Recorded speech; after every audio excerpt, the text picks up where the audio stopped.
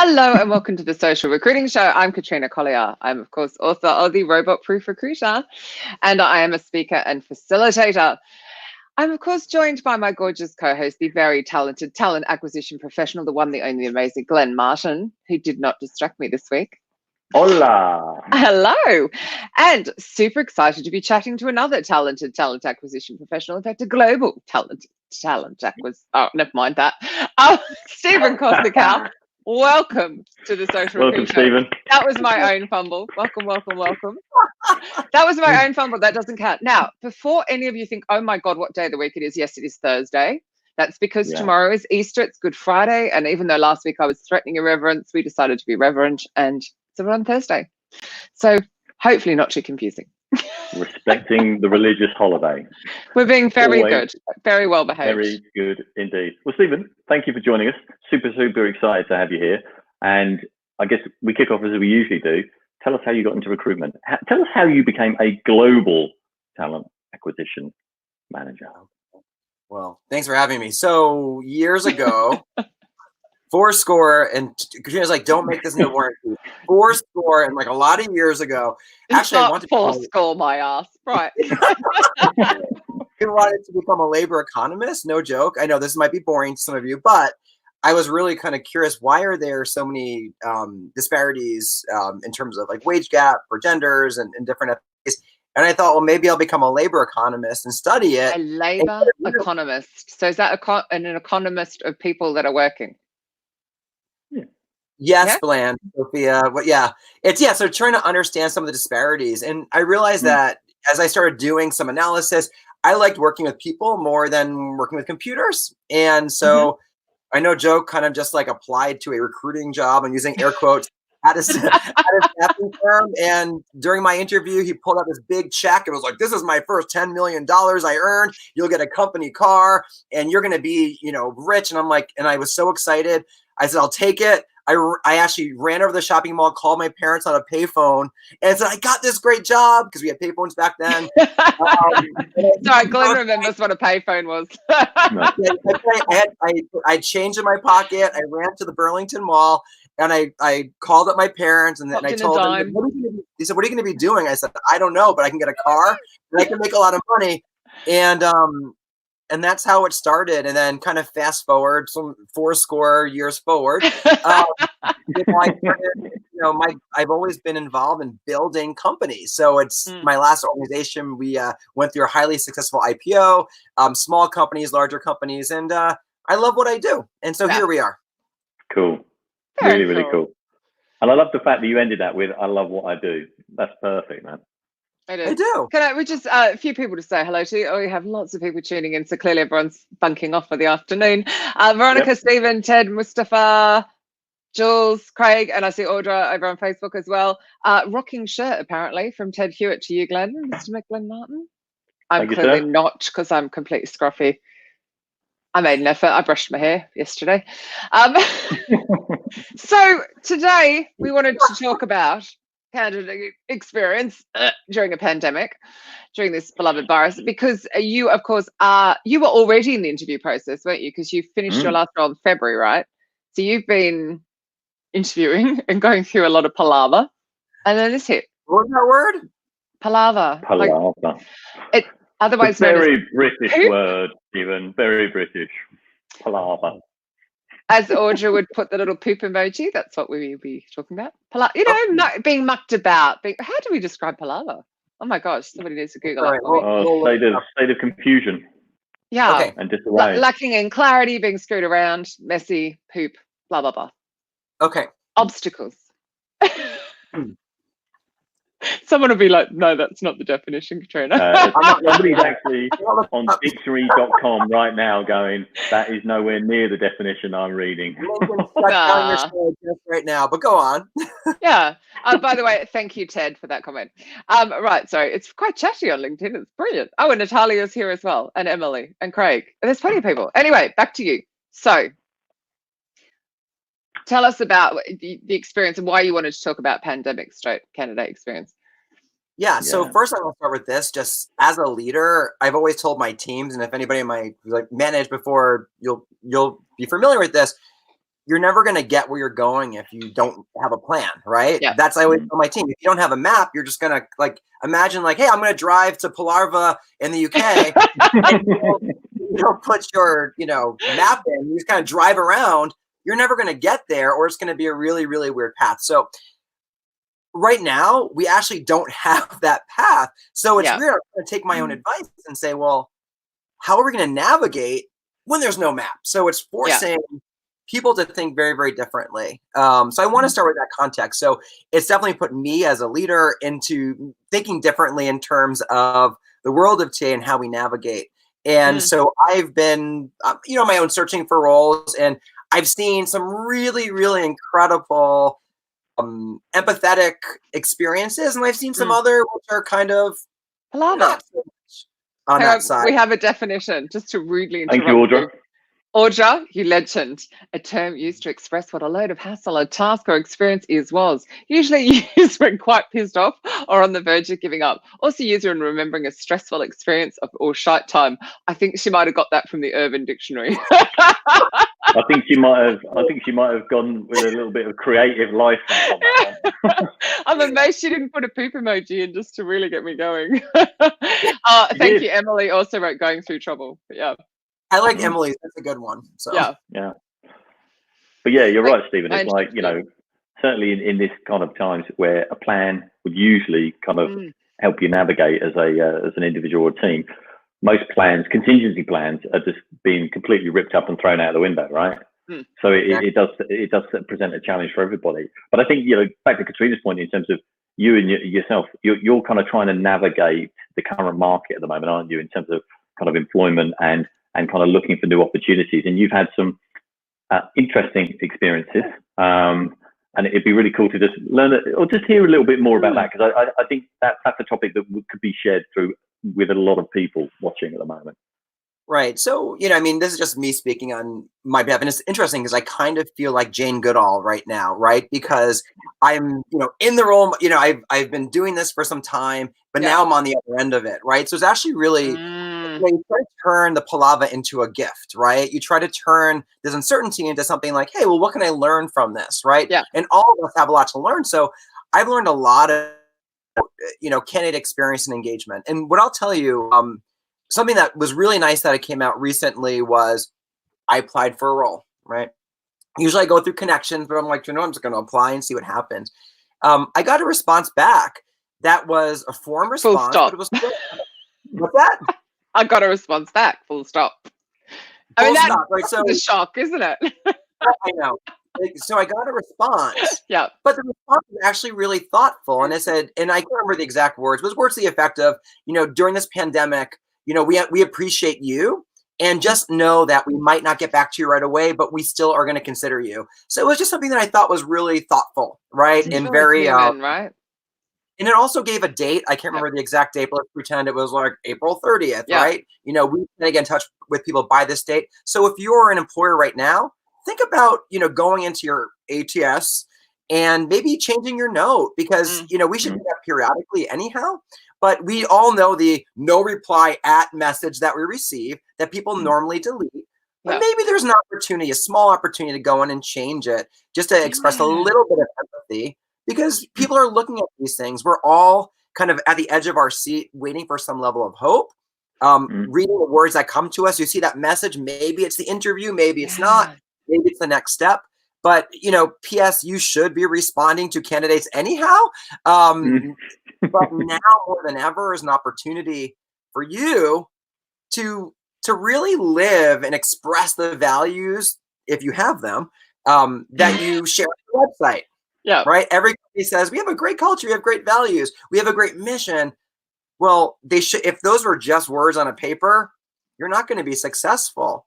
But if you can take, it's not hard, is it?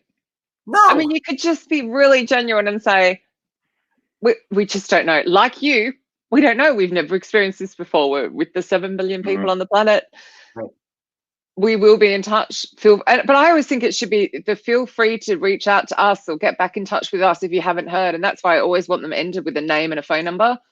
Yes. Like, so someone knows, oh, it's Steven I'm talking to. So I can chase Steven, an actual human, not just the talent acquisition team. Those little things. Yeah, I agree with you. And you're seeing. I did a poll and I asked people questions. Or like, kind of, what are? Oh yeah. Right. And I've asked people share some very personal stories about how they've been impacted, but how you as an employer treat people right now is really going to impact you personally, but also brand for years to come. And I saw one person, they responded that they were laid off in a Slack channel with their whole entire team.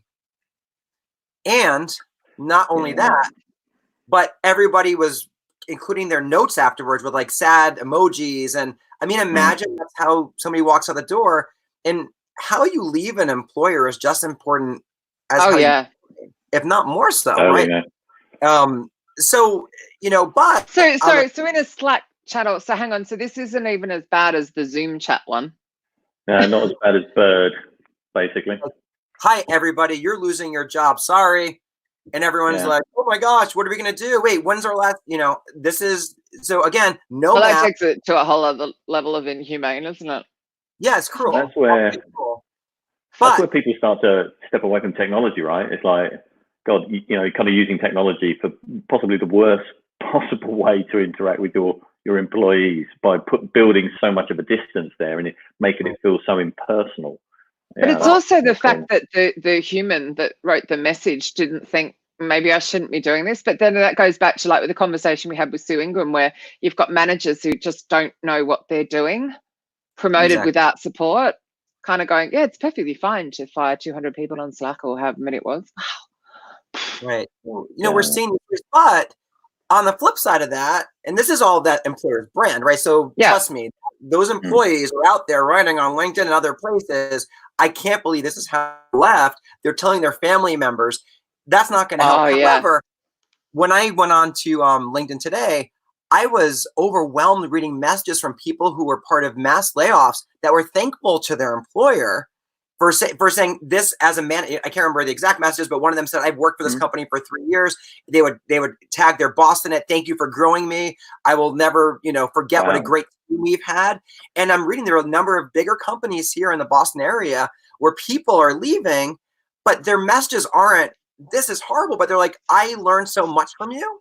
And then what you're seeing is there are a number of companies that are creating job pages just for people impacted by COVID-19. So I saw one of the big sourcing tools today said, hey, we're creating a database of people impacted by COVID-19. So that way employees can search them, right? There's lists everywhere. So people are. And Shamila, who's actually on the call. Hi, Shamila. Hi, Debbie. I saw your comment, Debbie. Shamila's also done one, which is very European-centric as well. And then, of course, there's the Real Links community that Chat Talent have also created. It is quite extraordinary how people are helping other recruiters. And people will remember that, right? I mean, so, turn into a gift. And, so for me, like I was trying to mention before, Glenn, that I saw, I've seen some nice messaging, but then I've also seen the standard. So imagine during this time of uncertainty where people, you don't know where we're going, and all of a sudden you just get, thank you for your application. We have decided to move forward with other candidates. Like that messaging, it just like stabs you in the heart a little bit and just makes you think like. So is this from a level of you've just applied and you get that, or it's you've applied and interviewed and get that, or face-to-face? So, I've been fortunate. I reached out to a referral yesterday and I have an interview next week.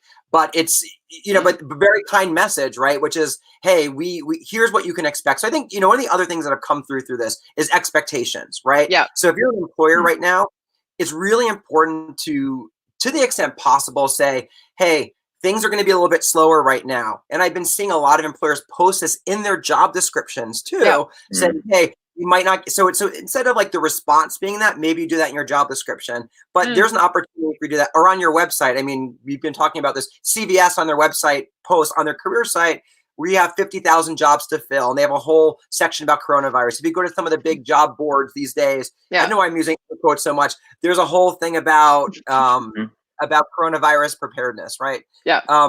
One of the things that stood out to me as well was I just did a search for COVID-19 on a job board, right? Just searched it to see what would come up. Yeah. And a lot of those jobs, but what came up was nursing jobs and then Dunkin' Donuts which is a very popular coffee chain here in the US, right? It's like every corner has 9 of them. And I have notes here, but they just but 9. Right. The first part of their job description says in bold, Yeah. join us to support local heroes in our community. And it says support essential personnel during this time and beyond. So working at a coffee shop, your job is now transformed to a role where you're supporting local heroes in the community. I mean, think about that. I mean, that stuck in my mind, right? We're all so caught up in shut? Aren't those stores shut? Isn't Dunkin' Donuts shut? No? I don't think so at the moment. It depends on state by state, doesn't it? There's not like a, I'm not entirely sure there's a blanket kind of rule at the moment, is there? I'm not 100% sure. But... Oh, they can be working. Yeah, so a lot of here in the US. The stores are open. Yeah, they're getting coffee for nurses, for doctors, for cleaning crew. So they're basically really on the front line. So if you think about, and I hate this term, ninjas, right? I'm using so many air quotes. Okay, this one needs an air quote. Coronavirus response. Wow. Armed. Oh, Jeremy, you have to write a blog about that. I want to know more about that. That's crazy. So yeah, I mean, but if you think about it, but so being on the front lines means you're giving coffee to people who are literally putting their lives at risk every day. So it's such a different time. Who would have ever thought that a coffee shop listing you'd be on the front line? So, but it's stuck in my mind. Really interesting. You know, employers need to think about that, but in their communication. But it's like, I mean, going to the retail side. So of course, everyone's got time to garden now, haven't they? So we've cleared the back garden, and I wanted to order some bark, as you do. And the website was so clear. We are overwhelmed because everyone suddenly has time to garden. We can deliver. It's going to take 2 weeks. Is that okay? And I'm like, yeah, okay. Upfront, honest, gave me some clarity in an uncertain time. Okay, I can wait 2 weeks. Yeah, so that's because you have a map. You get it, right? You get a map. You get a night. So how hard is it for us to do that? I mean, it should be quite easy for us to just say, we don't know. This is what we're aiming at. Feel free to chase us up, blah, blah, blah. Do you think that, certainly if you put it in the context of candidate experience, right, there's going to be a gap that grows during this period of businesses that don't really update their messaging, their approach, and ones that really respond to this and see what they need to be doing and almost get into the habit of actually being, increasing their kind of messaging, communication, how they kind of respond to, like you said, that kind of candidate market. I think if anything, it will really illustrate the gap between companies that do it really, really well and companies that just, just push out the same old generic templates. I agree with you. Look at where the employment rate is going right now. I mean, the market is really changing, right? So it is important. So even if it's a employer's market, that means you need to still attract the right people. So what I'm seeing is that the need of developing communities of talent, the need of high touch connection, that people will remember that and they'll come back to you. It's just kind of like you go to a bad restaurant, which we can't do right now. But you find a fly in your soup and you write that review and no one ever goes again. I mean, it's the same thing. We're all, there's a lot of flies in the soup right now, but again, there are companies that are laying off, and I really admire the employees that are writing about their experiences. So once the tide starts to turn a little bit, I'm going to look at those employers very differently, right? But just amazing to see people that have lost their jobs that can seriously be like all palavaed out are now like saying thank you, for giving me this experience to learn. And then the community in turn is saying, hey, we have a network for you, right? I actually saw yesterday another company that was put a job out there, and what they did was great idea for companies. Instead of they basically said they took one of their open jobs and they just turned it into for people who went through coronavirus, been downsized or affected due to coronavirus. So just take a rack and just call it, like make it into one place and then communicate with those people, make a community, but don't, if you can't do it, because you end up causing a lot more damage. If you say you're going to reach out to people, then people wait and they don't hear anything. Yeah. I mean, it should be really a brilliant time for talent acquisition teams to be keeping in touch with people properly and building pipelines. And because it's like that thing. So if you do stop hiring for 3 months, but then you get to month 4 and you're like, oh God, but we really need people. What were we thinking? You're 3 months behind, whereas you could be actually like building and communicating and keeping people warm and then ready to go. Because I think people are going to be apprehensive to change jobs as well. So those with highly sought after skills, there's always going to be that. Will be apprehensive because like, I'm not going to go to a startup that might fail. Look what's happened. So many businesses have gone. So with you know, like you say, there seems to be quite a lot of kind of, you know, like you say, people being laid off, people being furloughed and that. What do you think about companies that are trying to be sensitive to that kind of situation that's happening, but still trying to sort of say, hey, we're hiring, we're still recruiting? You know, do you think it's difficult to kind of position that message at the moment, or is it just a matter of just being really honest and saying we're still hiring, we appreciate what's going on in the market, but if you're interested in us, we're still prepared to talk to you? Or do you think they need to be more sensitive to what's going on? I mean, I would say that people get it, right? I mean, I think employees will get it, or job seekers will get it, that there are certain skills and roles that might move to the top of the ladder today, but might in the future. I mean, it's up to the employers to stay in touch, but it's also up to the candidates to also stay in touch. It's a two-way street. So you have to keep yourself relevant. And I would say that to employers, if a candidate reaches out to you who you've already connected with and is checked in, and you don't respond to them and you already have that connection, it's actually not going to do good for you. I mean, I personally experienced this too. There's a company I interviewed with that said, due to coronavirus, we can't make this decision. Right now, we're holding off, but we're really interested in you. A few weeks later, I sent an email. Hey, all I said was like, let's just check in. How are you doing? Nothing back, right? And I get people are busy, but a quick response is just kind of, hey, people aren't that busy. Maybe that, I mean, certain industries are, right? But others are, you're trying to figure it out. And, it is, I would say that most job seekers will get it. And when I sent out the survey, I asked, like, what's a piece of advice you would give employers right now? Yeah. And the number one word that came out was empathy. So literally every single person listed the word empathy, and I made a word cloud for it too. But the words themselves were really focused on just understanding people and reading some of the quotes. And I printed them out because I'm so organized. But people said, understand this is a difficult time for many people. Set low expectations and assist financially where you can. Open communication, since it's such a fluid situation.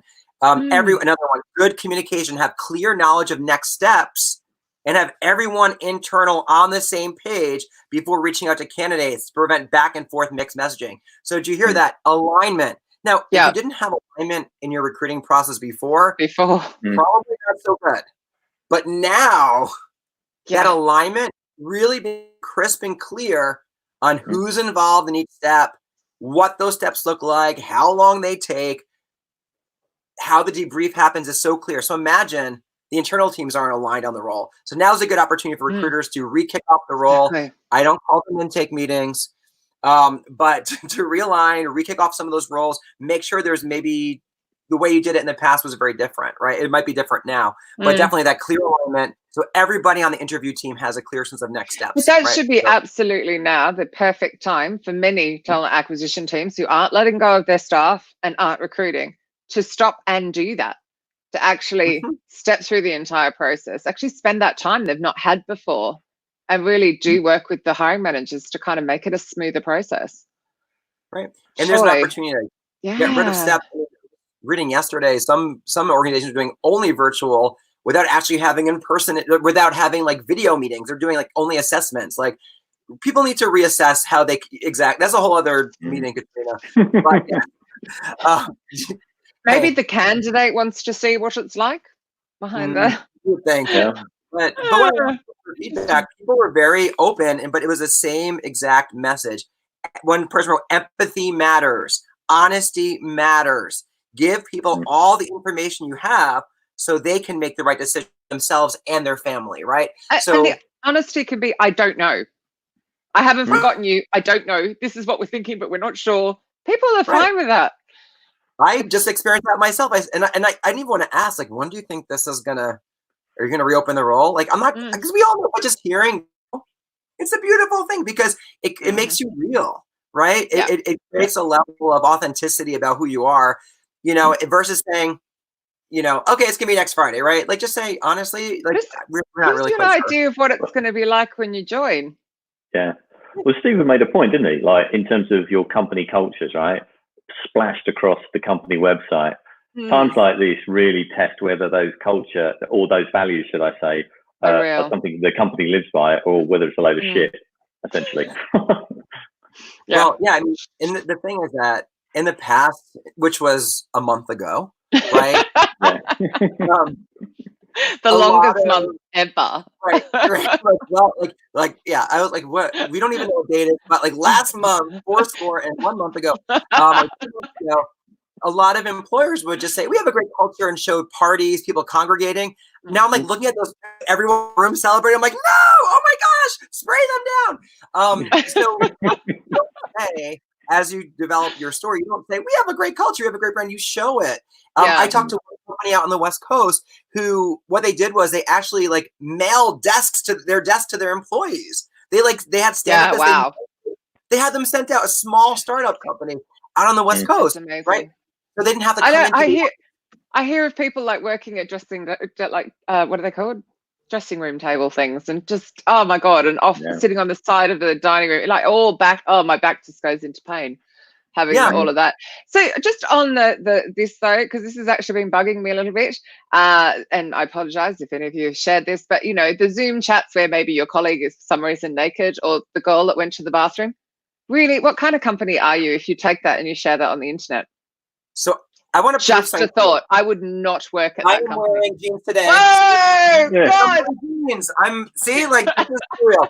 And guess what? Like, we're human beings. What do I have on my desk? I have a Thomas the Train. Yeah. No, it's not. That kind of stuff is fine, right? But I'm talking, it was nudity and going to the toilet, right? And the girl made a mistake. And the fact that company took that and put that online to humiliate her. They did that. And the same with have you not seen this? My God, where have you been?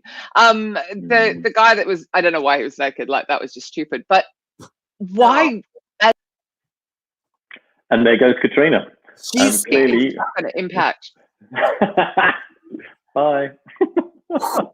Have I gone? You disappeared. No, you're back in. Oh, you're back in. You both disappeared.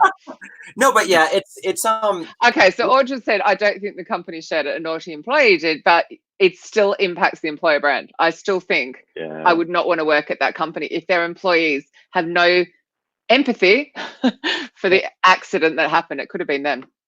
Yeah, and one of the notes and it's one of the things that we see is how employer brands are changing. When I scroll through, I see lots of Zoom screens. It's like the Brady Bunch every day. It's just so interesting. Like, I teach fitness classes, and I taught a class this morning at 7 a.m. and all of us are on the screen, like, we're doing selfies from there. But it does give us a sense of community, accountability, and commitment. But it's interesting how that all has changed. But my advice for employers is, think about ways that you can tell stories of these people who are working from home. Exactly. Like, show the real side of it, not that real side of like the nudity part. That side of it. Not that side. But what you want to do is like for example, like, if I can, like, what's on your desk? Like, literally, I have chapstick that might be 6 years old. All right. Thomas, I have a magic marker because my children were doing like, That's the worst fingernails. I'm very conscious my fingernails are going to shit. As an employer, right? It's not corporate. There's a way to show that you're real, because right now we all just want to validate that this kind of craziness we're living in. It's not the white picket fence world that you see in brochures, and think about the art of people with a mug with one hand on the shoulder with a ficus fig tree, and behind them.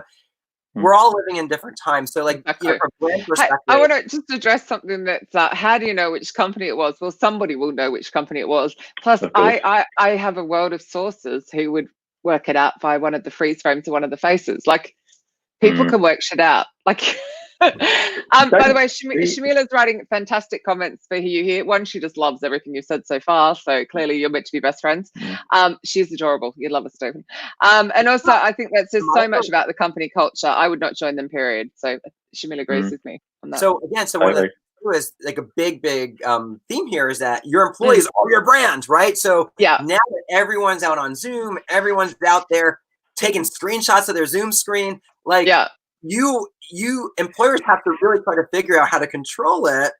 And keep, so it's very interesting where, so something like that happens, which is rogue and not okay. But now people are like, I don't want to work there. And it's like, imagine like legal teams. Hey, speaking of controlling, have you heard about those companies that insist that their person is on a Zoom chat all day? Like you have to open at like 9 o'clock and be on till 5:30 at your desk, being watched on a Zoom. Really? Can you believe? Yeah.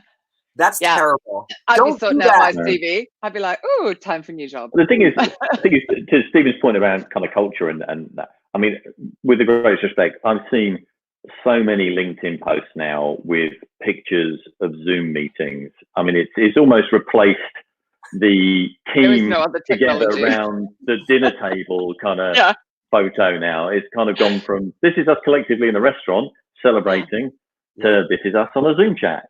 And it's kind of like, well, look, the world's on Zoom at the moment, so you're not really doing anything different. And to your point, Steven, it's like, how do you now continue to illustrate your culture when everybody's on one singular platform or virtual? I think, like I say, some companies, to my mind, look like they're struggling with this. It's like, oh, everybody's on Zoom. Let's just post about Zoom. You're just like, it's not new news. I really wish I had shares in Zoom. Well, it's funny. I was reading today, somebody wrote something to the effect of like, all of a sudden Zoom, we've used it. You can do like a drinking game to the word Zoom. It's a verb, it's a noun, it's an adjective, it's everything. Right? We use that word. It's become part of our vernacular in a very, very short period of time, which is very interesting, right? How things change so quickly. I saw a post this morning about Google's banned its employees from using Zoom because of the security concerns. And I'm like, well, yeah, that's because they want them to use their shitty product. And I'm like, who wants to use Hangouts? This is dreadful. Oh, goodness. God. Okay, Debbie's not that we endorse any particular product on this show. We actually very much like StreamYard, which we use to stream out. Actually, I really love StreamYard. Debbie Easterday. Hi, Debbie. Why are we so shocked? Some companies are microchipping their employees. Micromanagement with technology. Yeah, exactly. Yeah. It's like George Orwell. The Orwellian future. I would just like that's not okay. Don't do that. But I think that employers, this is the time, because everyone's trying to figure out together. You don't have to figure it out on your own, everybody. Like, you can talk to other people. There's so many Facebook groups, communities, because people are reinventing this. We're all doing it together at the same time. So there's no need to, we're all in this together. So I see a lot of companies doing great work. There's a number of great blog posts, about what people are doing, but it's really simple. Just be empathetic, be kind, authentic. I mean, there's nothing more to it. Just be honest with candidates. And, as I put that poll out, the comments are very heartbreaking, but they're very consistent. Candidates just want you to say, I don't know, just respond, right? Little things like go into your job description, include something there in your outreach, right? Understand that if you are doing a video with somebody, that there might be a child that jumps over someone's shoulder, or you might. And that's okay. It's okay. And you can start the Zoom or Google Hangouts, call it that. If you're interviewing someone, you can say, or even in your email, hey, listen, I know these are crazy times, so don't worry if there's dogs barking, birds flying on your shoulder. Was it on one of our shows we had somebody talking about, like, the bit from reception to the meeting room where you have the interview? Was that on one of our shows, Glenn? Making sure people are like, get the time to settle before you start interviewing. Like, are you set up with the tech? Can you hear me okay? Like, and setting the scene, like you're saying, don't worry about anyone popping in. It's fine. We get it. It happens. Wi-Fi will come and go. Yeah. Who was saying that, Glenn? I've forgotten who it was. I think it was, we touched upon it with Robin last week and even Sarah Knight the week before, just in terms of this whole flip onto kind of virtual. So, I mean, it seems to be like a consistent theme of people thinking about the experience now that is purely kind of, virtual and video based, which is smart, right? I guess to your point, Steven, as well, the companies that are thinking that this is short term and then they're going to flip back to business as usual as soon as this is over, they're completely thinking the wrong thing. They should be planning to incorporate what they've learned during this period into their kind of their candidate experience going forward, right? Right. And to add to that, Glenn, we're we're seeing that employers, so we're kind of trying to get used to this, right? So just as we get used to it, all of a sudden you're like, well, now you need to come into the office. That's a disruption to what we're used to. So a lot of employees might, not be happy with that. It might hold a grudge, like, wait a minute, like I've done this from home. Now you're forcing me to come into an office. And I saw a stat yesterday somewhere, but it was a high number, whatever it was. But a lot of most employers are going to say, hey, just stick with how it is, right? Some of us are itching to get back into an office, others aren't. But I remember I've worked for a number of companies which have said, like we would be working on the hardest roles in the world, right? Like, whatever type of tech role. And they say they need to come into the office from 9 to 5 and say, but we're losing people because all these developers, they want to work. They want to work from home. Remember, and how many of us watching this right now have experienced that, where you've worked with I'm going to say, old school hiring manager who says, if they're not in the office, we can't do it because that means they don't care. Well, guess what? We're doing it, or at least we're trying, right? So I think that you also think of some of you have heard this already. Apologies, I'm saying it again because I was so gobsmacked by it.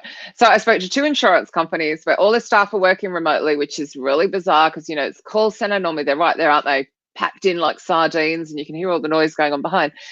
They were relaxed. We had a much more human conversation. One of them even upsold me because they were relaxed. And like, the guy was so funny because oh my God, my postman's here. And it was like, it's the highlight of my day. It was so funny that therefore we broke the ice and we had a real conversation, and you wouldn't have that in an open plan office because you feel micromanaged. And I just wonder from that point of view whether they're getting better customer retention.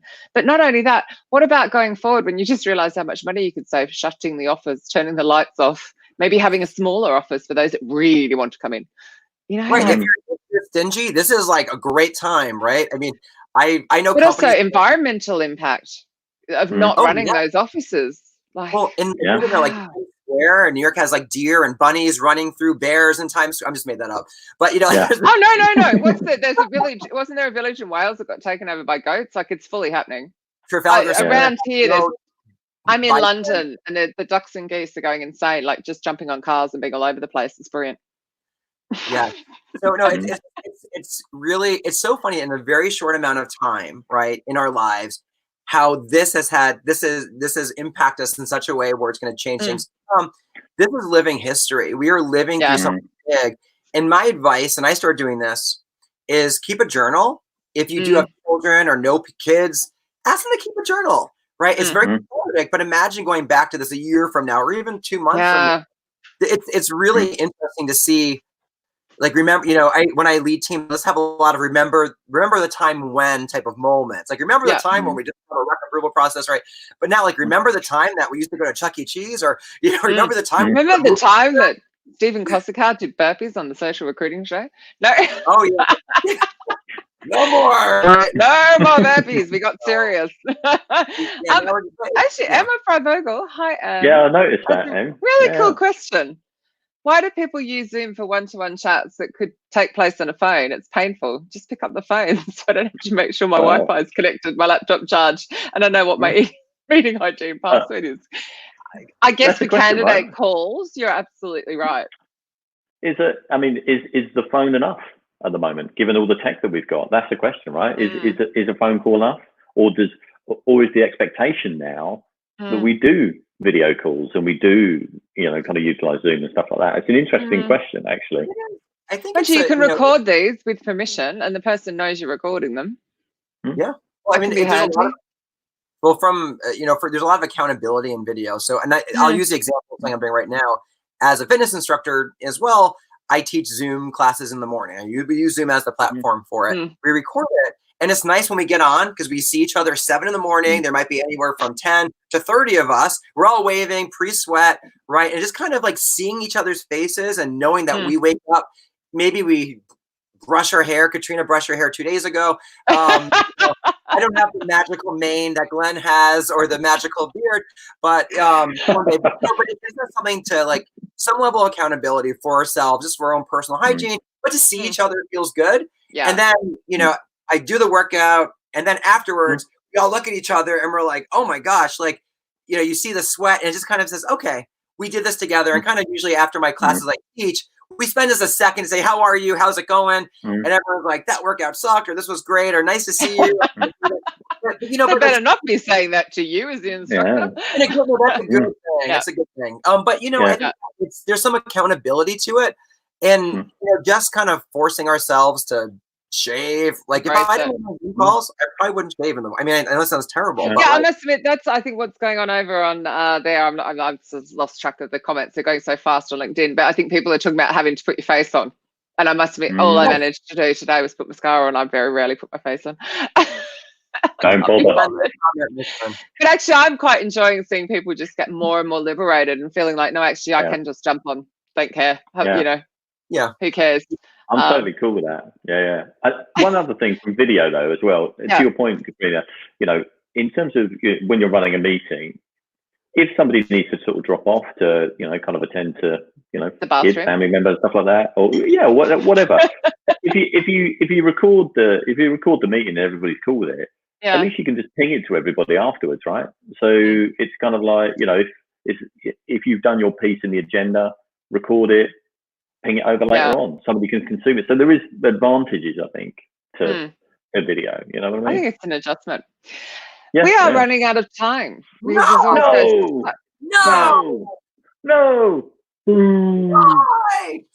Okay, shoot the messenger. I was going to do the book giveaway. Oh yeah, cool. Yeah, go for it. Done. It's really bad because I've been sitting here picking up my nails. You know, nail salons are shut, so I'm trying not to show my nails. So of course I have 2 copies, or 2 more copies because I haven't posted the last 2 yet.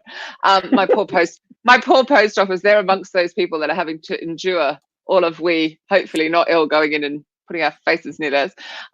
2 beautiful copies of the Robot Proof Recruiter. So to go into the draw to win these, you have to look out for my comment when I write it.